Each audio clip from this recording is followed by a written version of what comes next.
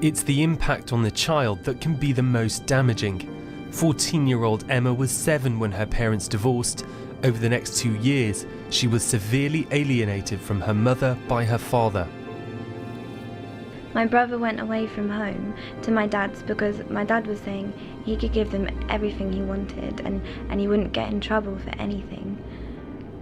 And when he went away, me, my brother and my sister, we'd never been separated, so it was if my brother's going, I want to go, because we were siblings and siblings stick together. So I went and my sister followed. For a time, the kids had contact with their mum, but that was soon stopped. He'd ring up and say, oh, the kids are busy, we're going to do something, they can't see their mum today. And my mum would be already halfway there and she'd get the phone call to say that we're busy and that we can't see her. Did you know that at the time? No. At the time, all we knew was that my mum had let us down and that she'd been out drinking on the night before and that she had a hangover, so she couldn't be bothered to come. And it was just what we were lied to.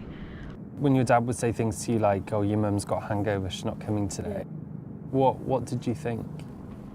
I thought that my mum was never like that my mum would never drink loads, she's not that type of person, but if that's what my dad's saying, I believe him, that she's a liar, that everything that's happened is her fault, that she doesn't love us, that she's being a bully towards him and us, and that's why we've behaved the way we have. One day in 2013, Emma got an unexpected message from her mum. She's saying that she loves me, that she's been made out to be this person when she's not. She sent me this picture of me, my brother and my sister when we were little. It just made me think, why would my mum send me this if she didn't? You didn't know at the time that you were being alienated? No.